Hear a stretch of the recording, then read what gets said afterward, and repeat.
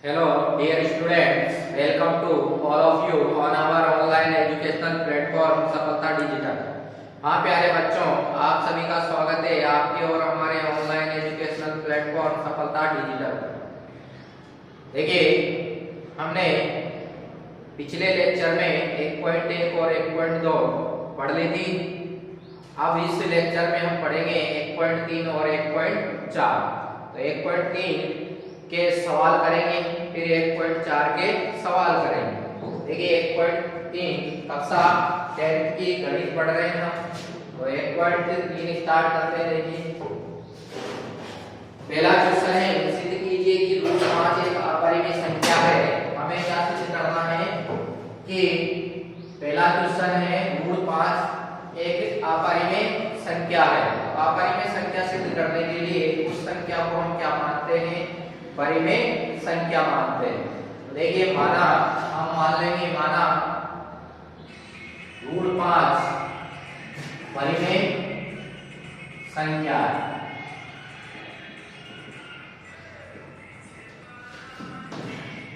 इसको रूट 5 को हमने क्या मान लिया कि रूट 5 परिमेय संख्या है। और जब परिमेय संख्या है तो इसको हम भिन्न के रूप में यानी p/q के रूप में लिख सकते हैं। तो देखिए रूट 5 को हम क्या लिख सकते हैं? p/q के रूप में। p/q बराबर रूट 5। इस q को इधर लेके जाएंगे तो कहां जाएंगे? रूट 5 से गुणा हो जाएंगे, यानी p बराबर रूट 5। इसका वर्ग करेंगे, वर्ग करने पर वर्ग करेंगे p का स्क्वायर, इधर भी वर्ग करेंगे और इधर भी p का स्क्वायर वर्ग किया। इसका वर्ग करने पर रूट हट जाएगा, कितना आएगा? 5। और q का स्क्वायर, इसका वर्ग करेंगे q स्क्वायर। यह आ गया हमारे पास p स्क्वायर बराबर 5q स्क्वायर। अब देखिए ये p स्क्वायर कोई संख्या है और यहाँ पर ये 5q स्क्वायर भी संख्या है। देखिए p स्क्वायर को 5 मल्टीप्लाई q स्क्वायर के रूप में लिखा गया है। इसका अर्थ है 5p स्क्वायर का गुणनखंड है। और 5p स्क्वायर का गुणनखंड है, क्योंकि 5p स्क्वायर का गुणनखंड है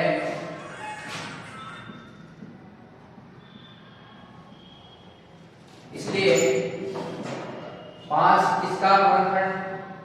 5 यानी p स्क्वायर किससे डिवाइड होगा? 5 से विभाजित होगा,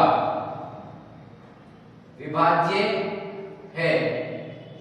और जब p स्क्वायर 5 से विभाज्य है तो स्वयं p संख्या भी 5 से क्या होगी? विभाज्य होगी। क्योंकि जब किसी भी संख्या का वर्ग किसी संख्या से विभाजित होता है तो वो खुद संख्या भी उस संख्या से विभाजित होती है। जैसे 5 का वर्ग, जैसे 5 का वर्ग कितना होता है? 25। 5 का वर्ग 5 से विभाजित है, देखो, यानी 5 का वर्ग 5 से विभाजित है 25, तो ये 5 का स्क्वायर भी 5 से विभाजित होगा।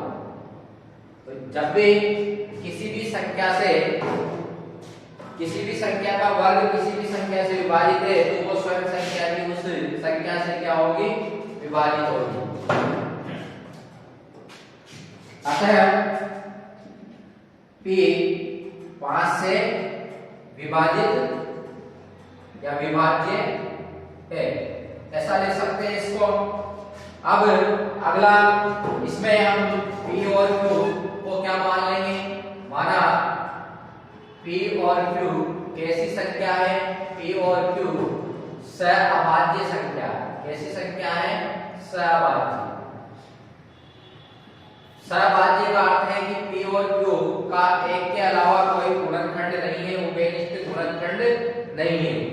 तो p और q का उभयनिष्ठ गुणनखंड नहीं है एक के अलावा। अब देखिए यहाँ पर p 5 का एक गुणनखंड आया है। इसी प्रकार हम इसको क्या मान लेंगे? p बराबर 5r। जब 5 एक गुणनखंड है और r को, इस p को r एक कांस्टेंट संख्या है, इसमें कुछ भी मान हो सकता है। तो देखिए इसका वर्ग करेंगे हम, इसको मान लिया हमने p बराबर 5 रहा, 5 इसका p का गुणनखंड है। इसका वर्ग करेंगे हम, वर्ग करने पर वर्ग करेंगे तो p का स्क्वायर 5 का स्क्वायर 25, r का स्क्वायर r स्क्वायर। अब इसे p स्क्वायर के स्थान पर देखो, p स्क्वायर किसके इक्वल है 5q स्क्वायर। p स्क्वायर के स्थान पर हम लिखेंगे 5q स्क्वायर 25 r स्क्वायर। इस p स्क्वायर के स्थान पर हमने 5q स्क्वायर लिख दिया। 5 से 25 कट जाएंगे कितनी बार, 5 बार। तो क्या आ जाएगा हमारे पास, q स्क्वायर बराबर 5r स्क्वायर। तो हम क्या कह सकते हैं कि q स्क्वायर इस ये जो 5 है इस q स्क्वायर का क्या है गुणनखंड, यानी 5q स्क्वायर का गुणनखंड यानी फैक्टर है। इसलिए q स्क्वायर किससे विभाजित होगा, 5 से विभाजित होगा। q स्क्वायर 5 से विभाज्य, और q स्क्वायर विभाज्य है तो q स्वयं संख्या 5 से विभाजित होगी, अतः q भी 5 से विभाजित होगा।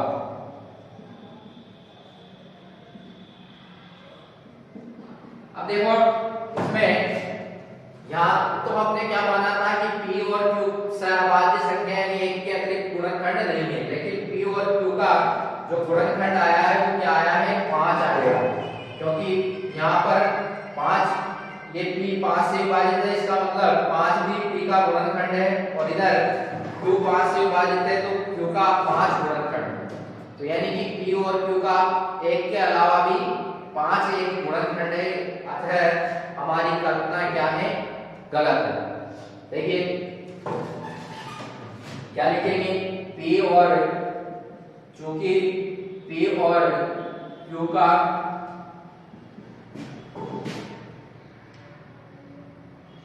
p और q का एक के अलावा 5 गुणनखंड है, अतः इसलिए हमारी कल्पना गलत है। अतः ऋण 5 अपरिमेय संख्या है।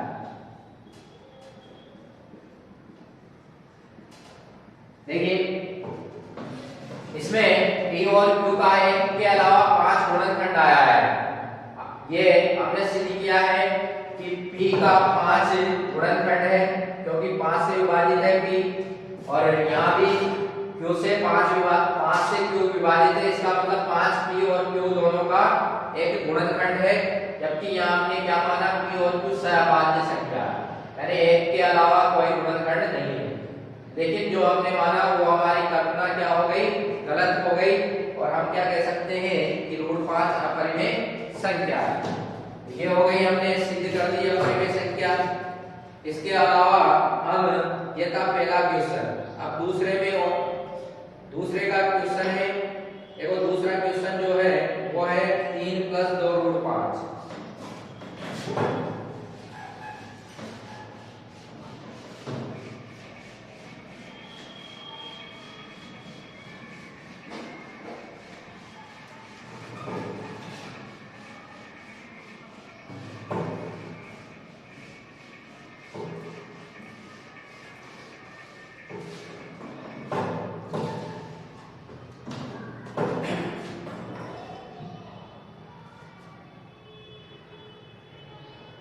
सेकंड क्वेश्चन है, सिद्ध कीजिए 3 + 2 √5 एक अपरिमेय संख्या है।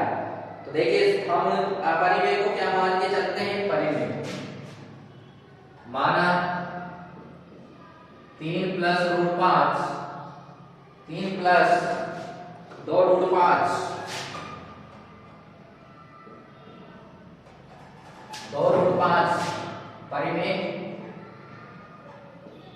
संख्या।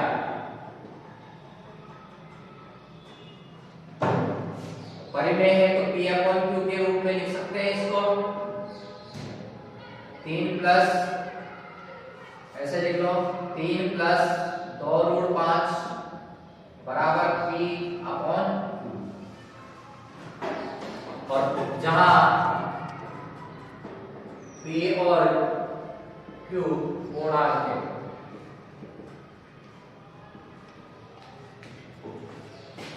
देखिए इस 3 को इधर लेके जाएंगे माइनस में, इधर बचा 2√5 P अपॉन Q माइनस 3।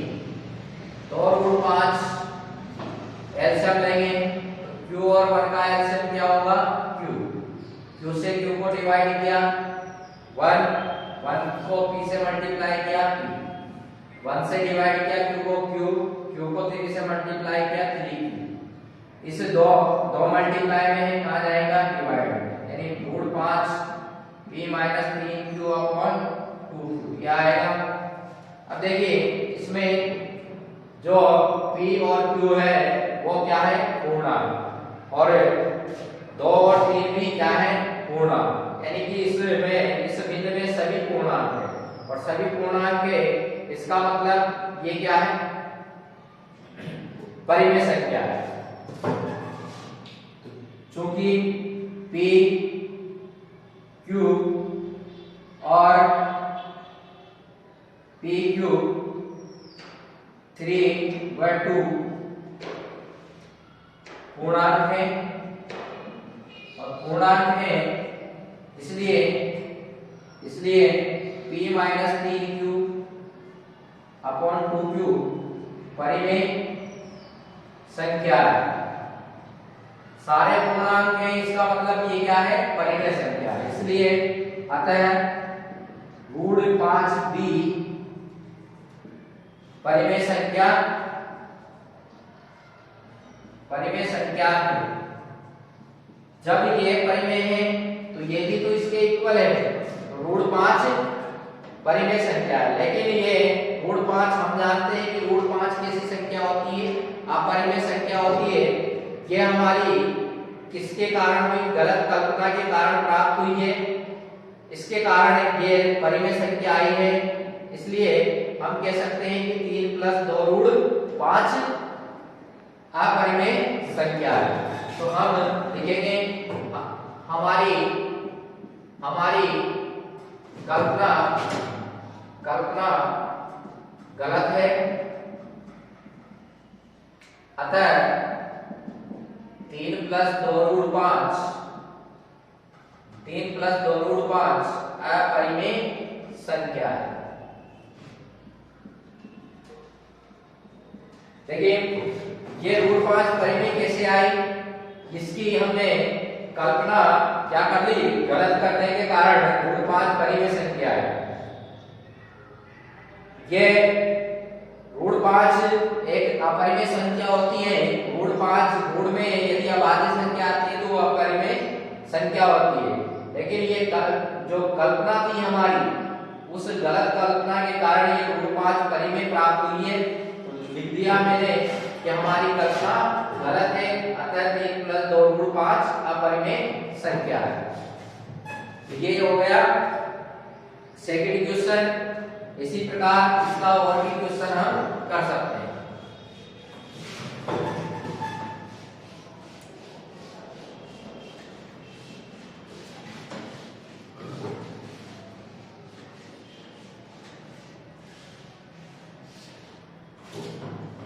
देखिए इसका एक और क्वेश्चन तीसरा क्वेश्चन कर लेते हैं हम। तो तीसरा क्वेश्चन देखिए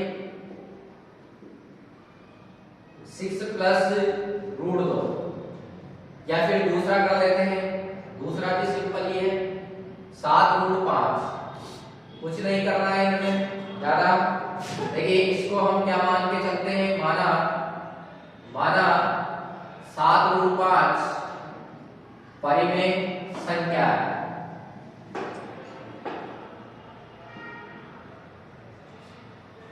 और इसको P अपॉन Q के रूप में लिखा जा सकता है।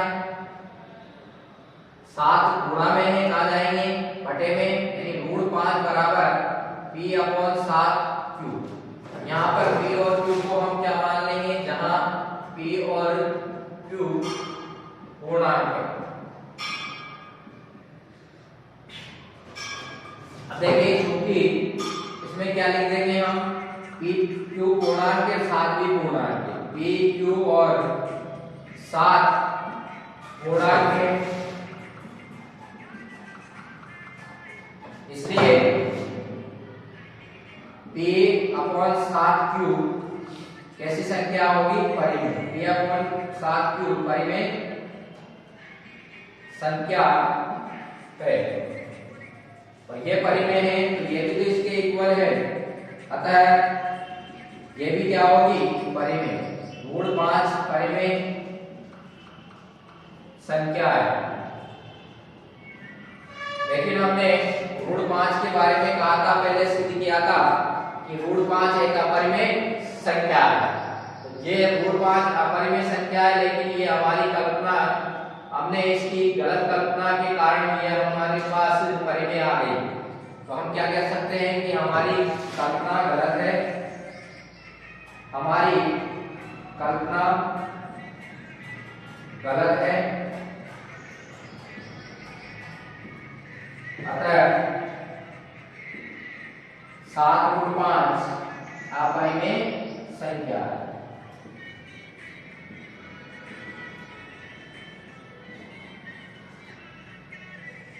ये था हमारा सवाल 1.3 में, इतना ही है, ज्यादा कोई सवाल नहीं है, ये हमने कर दिए हैं। अब हम पढ़ेंगे 1.4। 1.4 भी सिंपल प्रश्नावली है, ज्यादा हार्ड नहीं है।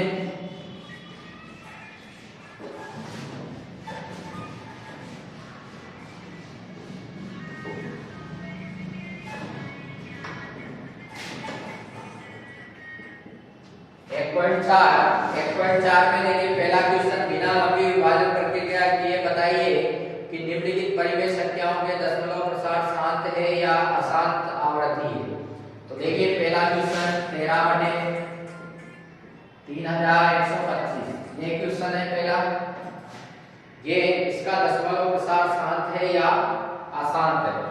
तो शांत और अशांत है, इसका चेक कैसे करेंगे, सबसे पहले हर के अभाज्य गुणनखंड करेंगे, यानी हर को किसके रूप में लिखेंगे, हर के अभाज्य गुणनखंड के रूप में। तो हर के अभाज्य गुणनखंड क्या होंगे, देखिए 3 1 4 2 6 5 11, 5 का भाग जाएगा इसमें, 5 6 30, 5 2 10, 2 बच गए 25, 5 5 25, और ये आ जाएंगे 125, ये हो जाएंगे 25 5 1, 5 कितने बार, 5 बार। देखिए यदि हर के अभाज्य गुणनखंड 5 की घात के रूप में या 2 की घात के रूप में या दोनों की घात के रूप में होंगे तो उसका दशमलव प्रसार कैसा होगा, शांत होगा। तो इसका जो हर के अभाज्य गुणनखंड किसके रूप में है, 5 की घात के रूप में, अतः इसका दशमलव प्रसार कैसा होगा, शांत होगा। कैसा होगा, शांत होगा। तो ये दशमलव प्रसार इसका कैसा है, शांत है, क्योंकि ये 5 की घात के रूप में है। इसी प्रकार और भी क्वेश्चन हम कर सकते हैं, जैसे इसका सेकंड क्वेश्चन 17/8, 5 और 2 की घात के रूप में ही होना चाहिए। अगर इसके अलावा 5 और 2 की घात के अलावा अगर है कोई संख्या तो फिर वो अशांत होगी, अशांत और आवर्त। देखिए 17/8, 8 के अभाज्य गुणनखंड क्या होते हैं, 8 के तो मैं डायरेक्ट लिख देता हूँ, 2 की घात 3 होता है, और 2 की घात 3 यानी 2 की घात के रूप में है हर के अभाज्य गुणनखंड। तो इसका दशमलव प्रसार कैसा होगा, शांत होगा। इसी प्रकार और भी क्वेश्चन हम कर सकते हैं। तीसरा क्वेश्चन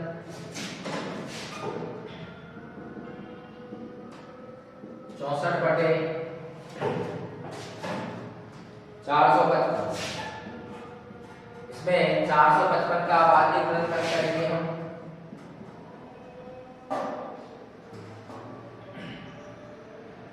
5 का 45, 5 एकम 5, 7 से डिवाइड करेंगे, 7 एकम 7, 7 तिया 21 और 13।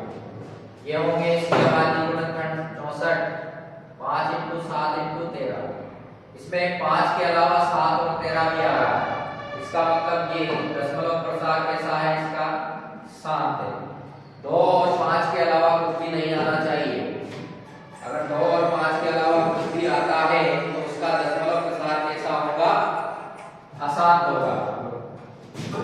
तो ये हमने 3 क्वेश्चन इसके कर दिए हैं। बाकी और क्वेश्चन भी हम कर सकते हैं।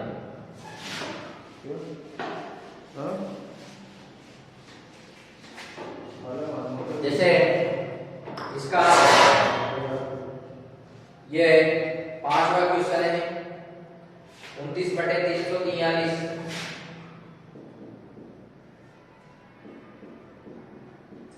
343 किसका क्यूब होता है, 7 का। और ये 7 हर के आबादी गुणनखंड 7 की घात के रूप में है, अतः ये कैसी होगी संख्या, आसान। इसी प्रकार 8वां क्वेश्चन है 6/15। अब देखिए जब भी अगर ये 2 और 5 से संख्या है, अंश बार कट रहा है तो 2 और 5 से ही काटना। अगर दूसरी संख्या से अगर कट रहा है तो काटने की जरूरत नहीं है। तो ये 2 से कट रहा है, 3 से कट रहा है, यानी कि अगर 2 और 5 के अलावा कोई संख्या से कट रहा है तभी काटना है। 2 5 से काटने की जरूरत नहीं है। तो देखिए 3 से 2 बार, 3 से ये 5 बार, यानी 2/5 और नीचे 5 आ रहा है ना, इसका मतलब इसका दशमलव प्रसार कैसा होगा, शांत होगा। तो ये फर्स्ट क्वेश्चन हो गया 1.4 का। और सेकंड, ऊपर दिए गए प्रश्न में उन परमीय संख्याओं के दशमलव प्रसारों को लिखिए जो शांत है। अब जो भी हमें शांत प्राप्त हुए उनका जो भी जिनका दशमलव प्रसार शांत है उनको दशमलव रूप में हमें चेंज करना है। तो देखिए दशमलव रूप में जैसे कि ये हमने अभी किया है 2/5, इसका दशमलव प्रसार शांत है, तो इसको दशमलव रूप में चेंज करेंगे। कैसे करेंगे,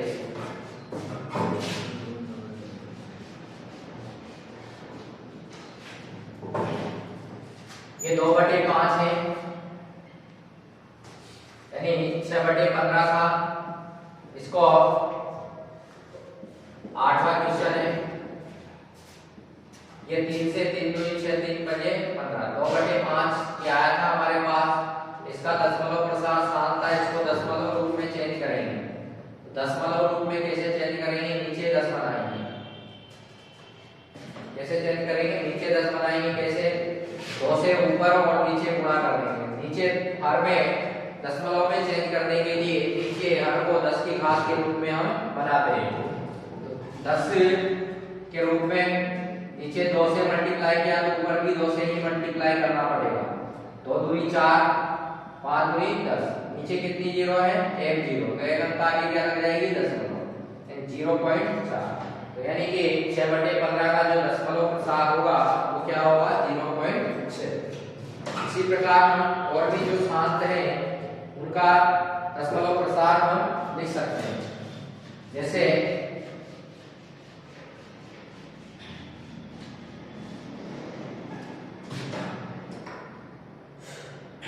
17/8,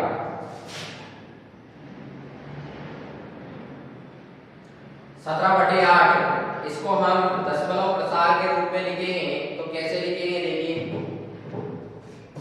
8 के आबादी गुणनखंड होते हैं 2 की घात 3, और ये शांत है, और शांत है तो इसको 10 की घात के रूप में कैसे जमाएंगे हम, इसमें 2 की घात 3 है तो 5 की घात 3 से ऊपर नीचे क्या कर देंगे, मल्टीप्लाई कर देंगे, नीचे 10 बना देंगे।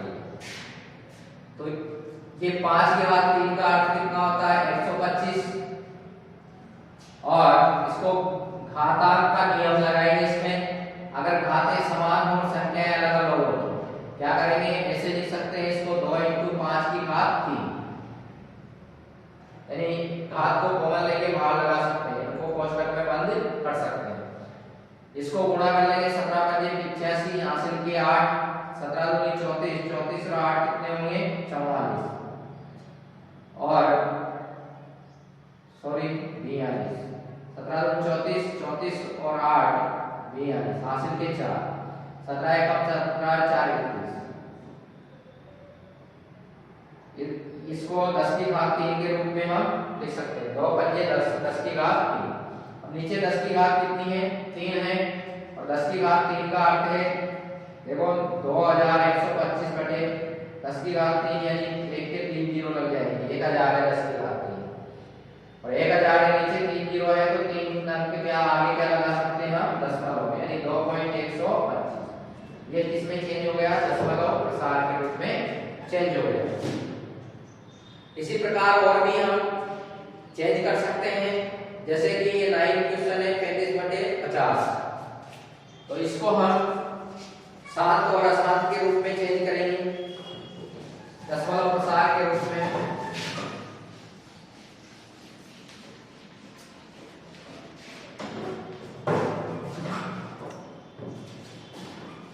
35/50,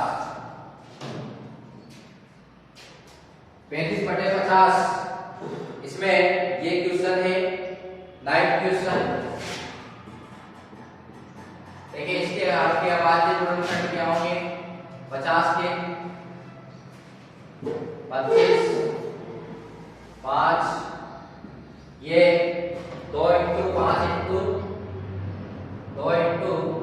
× 5, इसके हर के अभाज्य गुणनखंड 2 और 5 के अलावा आ रहा है या नहीं आ रहा है, तो इसका दशमलव प्रसार कैसा है, शांत। दशमलव रूप में लिखेंगे इसको तो कैसे लिखेंगे, देखिए इसमें हम क्या करेंगे, इसमें 2 कितनी बार आ रहा है, 1 बार, इसमें 5 कितनी बार आ रहा है, 2 बार, तो 2 5 के बराबर 2 बनाने के लिए 2 से ऊपर नीचे क्या कर देंगे, मल्टीप्लाई। 35 दूनी कितने हो गए 70, और इधर 2 की घात 2 और 5 की घात 2, इसको 70 बटे घाते समान हो तो ऐसे लिख सकते हैं 2 × 5 की घात 2, 70 बटे 5 दूनी 10, 10 की घात 2, तो 10 की घात 2 का अर्थ होता है 100। 1 जीरो से 1 जीरो कट गई, नीचे 1 जीरो है तो 1 अंक आगे दशमलव लग जाएगी, यह आंसर हो जाएगा 0.7। तो ये हमने दूसरा क्वेश्चन कर दिया है। इसी प्रकार से होंगे और भी क्वेश्चन। इसके बाद में है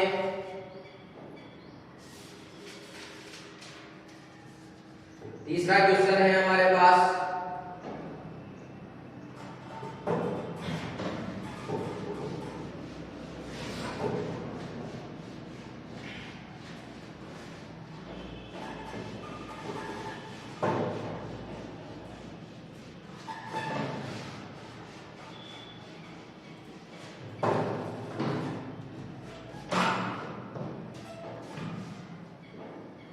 तीसरा क्वेश्चन, कुछ वास्तविक संख्याओं के दशमलव प्रसार नीचे दर्शाए गए हैं, प्रत्येक स्थिति के लिए निर्धारित कीजिए कि ये संख्या परिमेय संख्या है या नहीं। यदि ये परिमेय संख्या है और p/q के रूप की है तो q के अभाज्य गुणनखंड के बारे में आप क्या कह सकते हैं। देखिए फर्स्ट क्वेश्चन है 43.123456789। देखिए इसमें जो इसका दशमलव प्रसार है वो कैसा है, शांत है, और दशमलव प्रसार जिसका शांत होता है वो कैसी संख्या है, परिमेय संख्या। तो इसका दशमलव प्रसार कैसा है, शांत, और शांत है तो जिसका दशमलव प्रसार शांत होता है वो कैसी संख्या होती है, परिमेय संख्या। तो चूंकि दशमलव प्रसार शांत है, दशमलव प्रसार शांत है, इसलिए ये क्या है? परिमेय संख्या। जिसका दशमलव प्रसार शांत होता है वो परिमेय संख्या होती है। ये परिमेय संख्या है, इसको P/Q के रूप में की है। प्रत्येक स्थिति निर्धारित कीजिए कि संख्या परिमेय संख्या। तो हाँ, ये परिमेय संख्या है। यदि ये परिमेय संख्या है तो P/Q के रूप की है, तो Q के अभाज्य गुणनखंड के बारे में आप क्या कह सकते हैं? अब देखिए, Q के अभाज्य गुणनखंड के बारे में हम क्या कह सकते हैं? क्योंकि इसका दशमलव प्रसार शांत है, क्योंकि दशमलव प्रसार शांत है, तो Q के अभाज्य गुणनखंड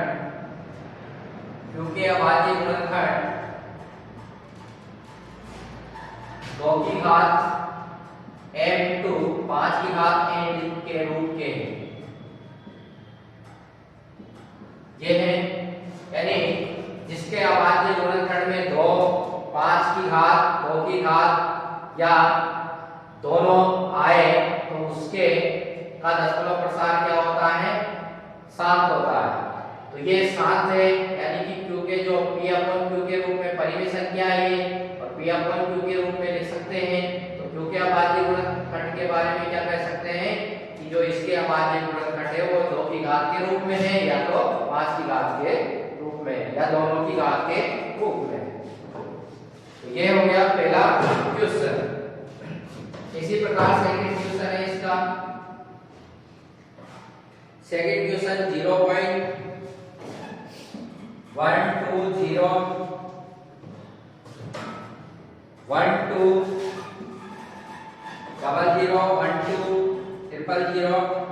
ये है। अब देखिए, इसमें जो दशमलव प्रसार है वो आसान है और इसमें अंकों की पुनरावृत्ति भी नहीं हो रही है और ये आसान है, शांत नहीं है।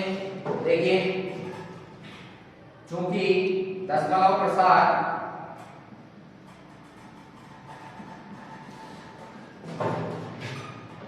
अशांत और अनावर्ती है, यानी अंकों की पुनरावृत्ति भी नहीं हो रही है और अशांत और अनावर्ती होती है, तो ये ऐसी संख्याएं कैसी होती है? परिमेय अपरिमेय संख्या होती है। इसलिए ये कैसी संख्या है? अपरिमेय संख्या है।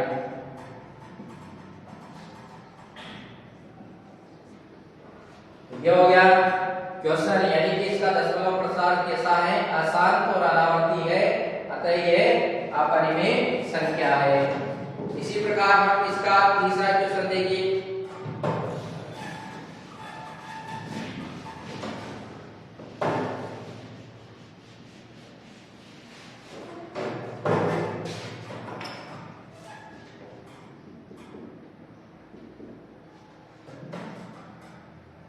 Here is point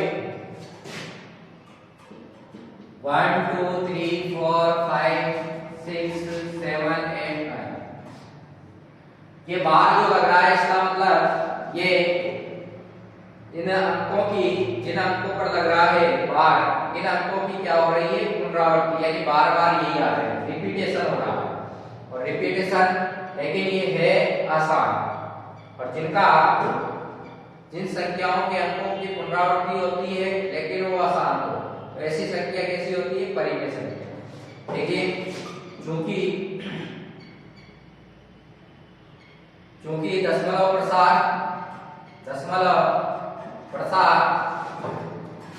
आसान आवृत्ति है, इसमें जो दशमलव प्रसार कैसा है? आसान और आवृत्ति हो रही है इस कंडीशन में, इसलिए ये जो संख्या है वो परिमेय संख्या है। ये परिमेय संख्या है। ये कैसी संख्या है? परिमेय संख्या। और परिमेय संख्या है तो हर के अभाज्य गुणनखंड के बारे में हम क्या कह सकते हैं? अतः इसके हर के अभाज्य गुणनखंड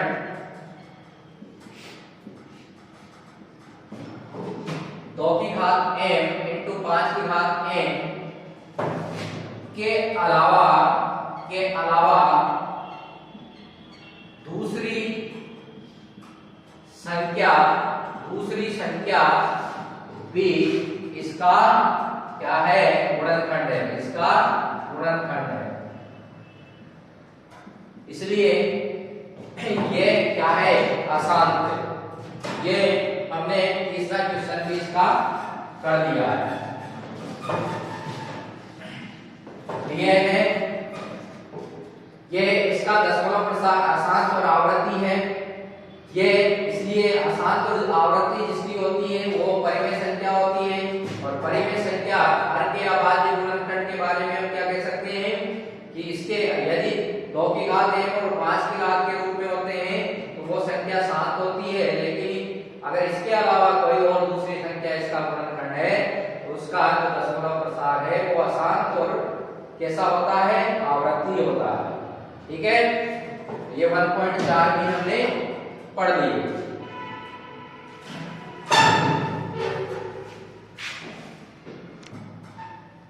हम आगे स्टार्ट करेंगे नेक्स्ट प्रश्नावली अगले लेक्चर में, और आज हमने 1.3 और 1.4 दोनों पढ़ ली है। धन्यवाद, मिलते हैं फिर अगले लेक्चर में।